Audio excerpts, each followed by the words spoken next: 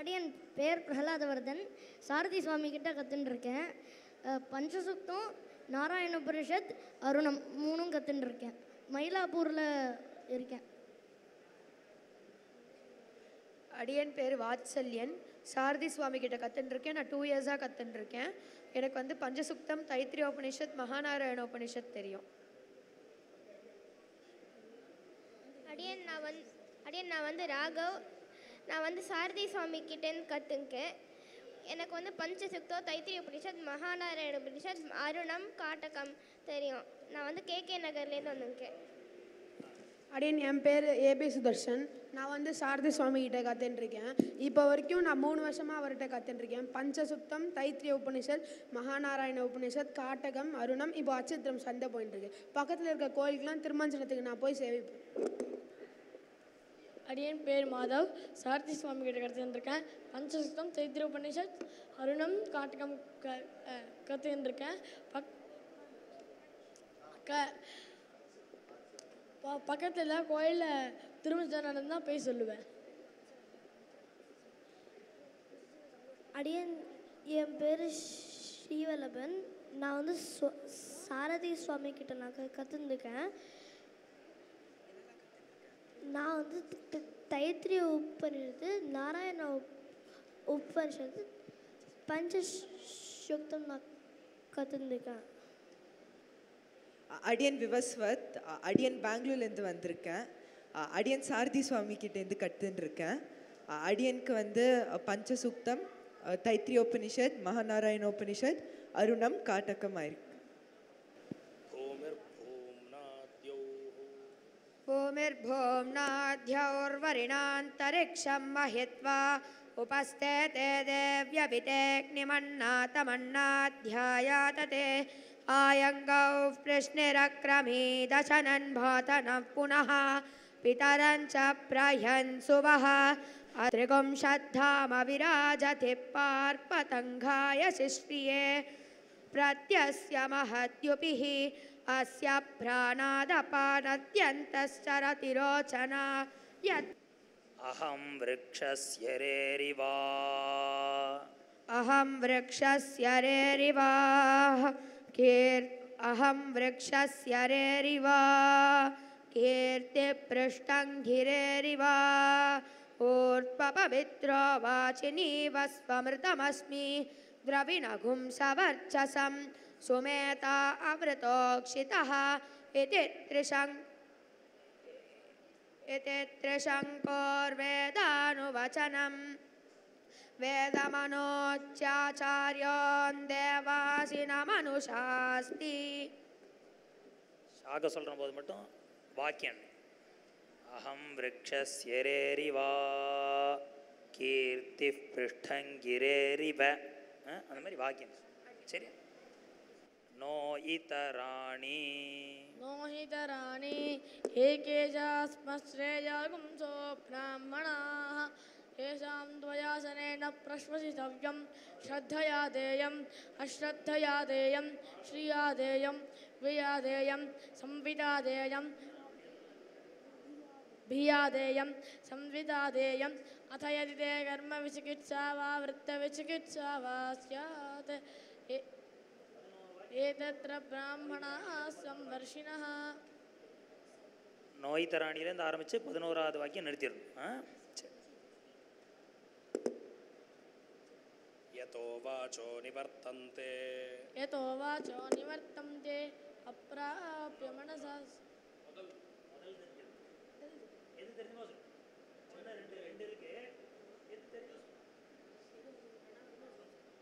यतो वाचो निवर्तन्ते अप्राप्य मनसा सह आनन्दं ब्रह्मणो विद्वान् विभेति कुतश्चनेति एतकं न भावना तपति किमहं साधुनागरां किमहं पापमकर्ममिति स एवं विद्वानेते आत्मानकृस्कुरुते उभेके विषयेते आत्मानकृस्कुरुते एवं वेद इत्युपनिषत्. இந்த உபனிஷத்தில் இத்யுபனிஷத் ஸ்வரிதம். நாராயண உபனிஷத்துலாம் இத்யுபனிஷத் அன்னம் பகுகுர்வீத अन्नं बहुकुर्वीत तद्व्रतं पृथिवी वा अन्नम् आकाशो नादः पृथिव्यामाकाशप्रतिष्ठितः आकाशे पृथिवी प्रतिष्ठिताः तदेतदन्नमन्ये प्रतिष्ठितम् திரும்ப पृथिव्यामाकाशः प्रतिष्ठितः அப்புறம் आकाशे पृथिवी प्रतिष्ठिताः प्रतिष्ठिता तदेतदन्नमन्ये प्रतिष्ठितं स एतदन्नमन्ये प्रतिष्ठितं वेद प्रतिष्ठति अन्नवानन्नादो भवति महान् भवति प्रजया पशुभिर्ब्रह्मवर्चसेन महान् कीर्त्या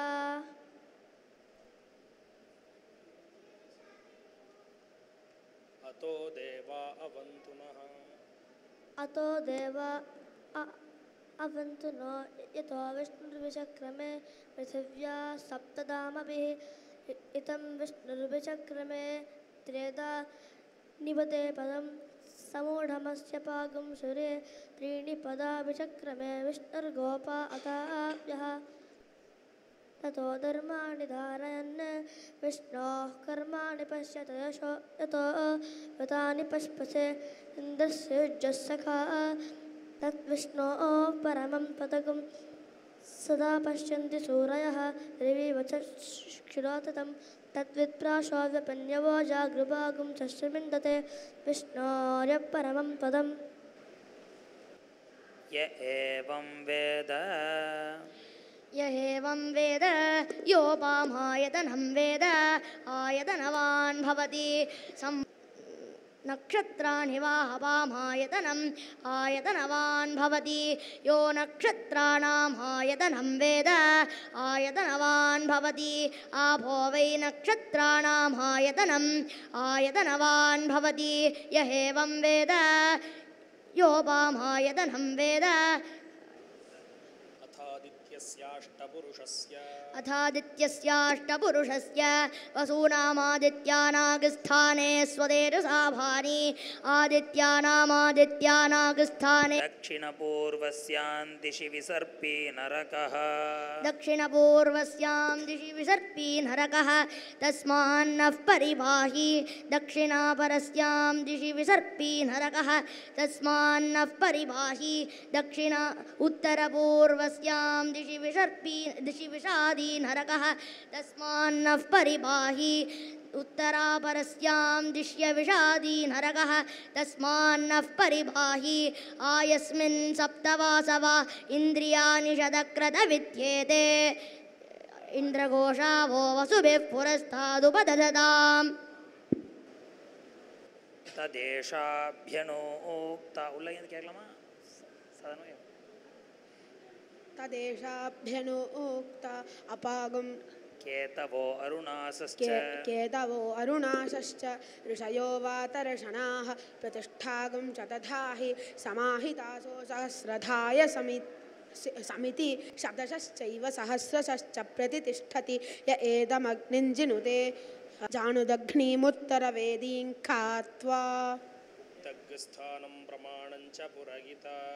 उत्तग्स्थानं प्रमाणं च पुरयिता बृहस्पतिश्च सविता च विश्वरूपैरिवागतां रथेनोदकवत्मना अप्सुषा इति तद्वयोः उक्तो वेषो वासागुंसि च कालावयवानामितः प्रतीच्या वासात्या इत्यश्विनोः कोऽन्तरिक्षे शब्दं करोतीति वासिष्ठो रौहिणो मीमागुंसाञ्चक्रे तस्यैषा भवति वाश्रेव विद्युदिति ब्रह्मण उदरणमसि ब्रह्मण उदीरणमसि ब्रह्मण आस्तरणमसि ब्रह्मण उपस्तरणमसि अष्टयोनीमष्टपुत्राम् सुषा इति तद्वयोः इति तद्वयोः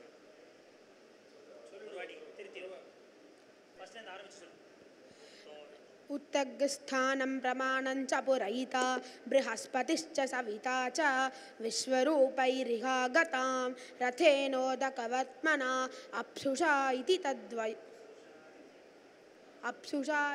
तद्वयोः उक्तो वेषो वासागुंसि च कालावयवानामितः प्रतीच्या ఆయతనవాన్ భవతి మూడవది ఆయతనవాన్ భవతి సంవత్సరో వా అపామాయతనం ఆయతనవాన్ భవతి యస్ సంవత్సరస్యాయతనం వేద ఆయతనవాన్ భవతి ఆపో వై సంవత్సరస్యాయతనం ఆయతనవాన్ భవతి య ఏవం వేద యోऽప్సునావం ప్రతిష్ఠితాం వేద ప్రత్యేవ తిష్టతే ఇమే వై లోకా అప్సుః ప్రతిష్ఠితాః నపుగుంసకం పుమాగస్త్ర్యస్మి నపుగుంసకం పుమాగస్త్రియస్మి స్థావరోऽస్మ్యథ జంగమః యజే యక్షి యష్ఠాహే చ మయా భూతాన్యయక్షత పశవో మమ భూతాని అనుబంధ్యోऽస్మ్యహం విభుః స్త్రియः సతేః తా ఉమే పుగుంస ఆహు స్త్రియः సతీ స్త్రియः సతీ స్త్రియः సతీః తా ఉమే పుంస ఆహుః పశ్య దక్షన్వాన్న విచేతదంధః కవిర్యః పుత్రస్స ఇమాచికేత యస్తా విజానాత్ సవితుః పితా సత్ అథ యదాహ ఇది अथ यदाह संज्ञानं विज्ञानं दर्शादृष्टेति एष एव तत् अथ यदाह प्रस्तुतं विष्टुतगुं सुता सन्वतीति एष एव तत् एष ह्येव तान्यहानि एष रात्रयः अथ यदाह चित्रः केतुर्दाता प्रदाता सविता प्रसविताभिशास्तानुमन्देति एष एव तत् एष ह्येव तेन्हो मुहूर्ताः एष रात्रेः अथ यदाह अग्ना विष्णु सजोषसा अग्ना विष्णो सजोषसा इमा वर्धन्तु वाङ्गिरः द्युम्नैर्वाजेभिरादतं राज्ञी विराज्ञी सम्राज्ञी स्वराज्ञी अर्चिश्रोचिः तपोहरो भाः अग्निः सोमो बृहस्पतिः विश्वे देवा भुवनस्य गोपाः ते मा सर्वे यशसा सगुं सृजन्तो ते सर्वे सन्गत्या इदं मे प्रावचावतः वयग्स्याम पतयोरयीनां भूर्भुवस्व स्वाहा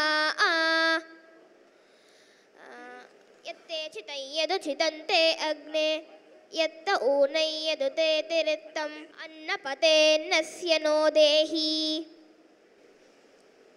तदेतत्पर्यद्देव चक्रम् तदेतत्पर्यद्देव चक्रम् आर्द्रं पिन्वमानस्वर्गे लोक एति विजहद्विश्वा भूतानि सम्पश्यत् आर्द्रो ह वै पिन्वमानस्वर्गे लोक एति विजहन् विश्वा भूतानि सम्पश्यन् शूषो ह वै वा आश्नेयः आदित्येन समाजगाम तगुं होचुः यो वा अस्मान् वेद विजहत् पाप्मानमेति सर्वमायुरेति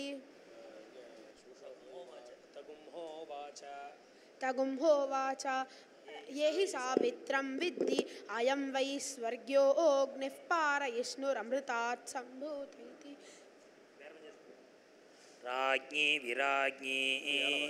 राज्ञी विराज्ञी सम्राज्ञी स्वराज्ञी अर्चिश्रोचिः तपोहरो भाः अग्निरिन्द्रो बृहस्पतिः विश्वे देवा भुवनस्य गोपाः ते मा सर्वे यशसा सगुं सृजन्तु असवे स्वाहा वसवे स्वाहा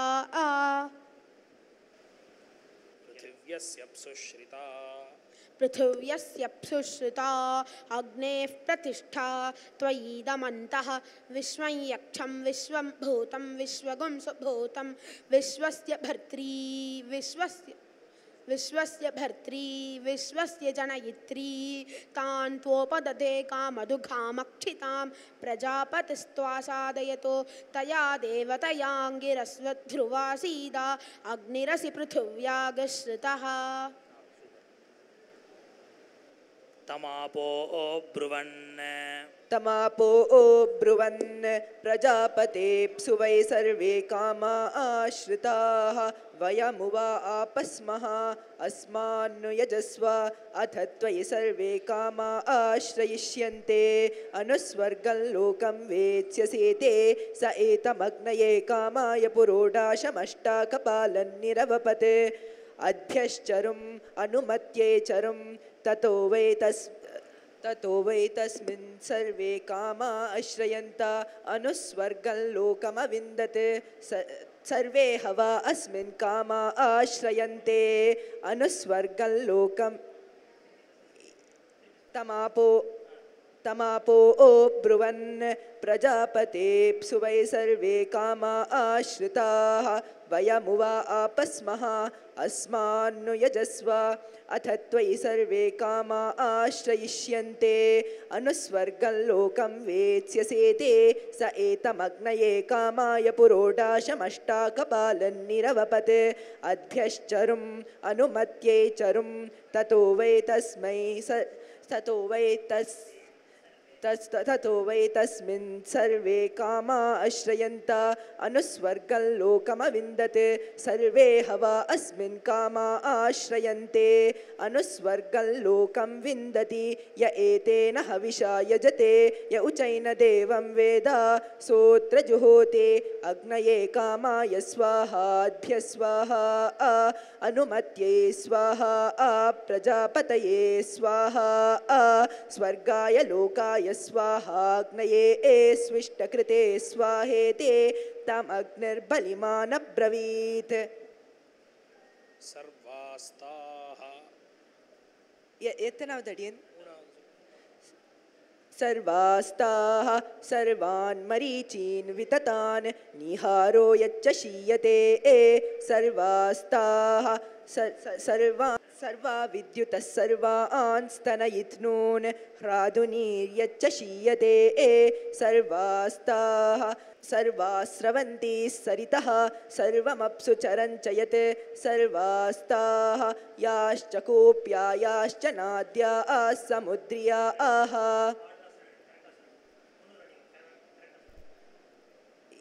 सर्वास्ताः सर्वान् मरीचीन् विततान् निहारो यच्च शीयते सर्वास्ताः सर्वा विद्युतः सर्वान् स्तनयित्नून् ह्रादुनीर्यच्च शीयते सर्वास्ताः सर्वास्रवन्ति सरितः सर्वमप्सु चरञ्च यत् सर्वास्ताः याश्च कोप्या याश्च नाद्याः समुद्र्याः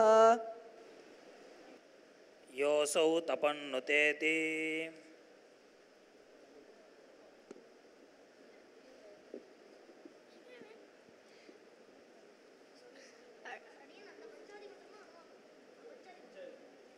योऽसौ तपन्नुदेति स सर्वेषां भूतानां प्राणानादायोदेति मामे प्रजायामा पशूनां मम प्राणानादायोदगाः असौ योऽस्थमेति स सर्वेषां भूतानां स सर्वेषां भूतानां प्राणानादायास्तमेति सर्वेषां भूतानां प्राणानादायास्तमेति मामे प्रजायामा पशूनां मम मामे प्रजायामा पशूनां मम प्राणैरपप्रसृपमोत्सृप इदमहः सर्वेषां भूतानां प्राणैरपप्रसर्पति चोत्सर्पति च मामे प्रजायामा पशूनां मम प्राणैरपप्रसृपमोत्सृप ॐ भूर्भुवः स्वः पञ्चदक्षिणतः पञ्चपश्चात् पञ्चोत्तरतः एकां मध्ये ततो वै स सहस्रं पशून् प्राप्नोत् प्रसहस्रं पशूनाप्नोति यो अग्निर्नाचिकेतं चिनुते य उचैनमेवं वेद पञ्चदक्षिणतः पञ्चपश्चात् पञ्चोत्तरतः एकां मध्ये ततो वै सहस्रं पशून् प्राप्नोत् प्रसहस्रं पशूना आप्नोति यो अग्निर्नाचिकेतं चिनुते य उचैनमेवं वेद अथैनं प्रजापतिर्ज्येष्ठकामो यशस्कामः प्रजननकामः Dhanyosmi. So please give them a big round of applause. நமக்குலாம் வெறுமை கேள்வி கேட்டாலே ஓதுறோம், வாத்தியார் எதிர வெறுமை சொன்னாலே ஓதுறோம். இந்த மாதிரி காம்படிஷன்னும் போது ரொம்பவே நல்லா பண்ணியிருக்கா. Well done. Now at least you know how better to prepare next time.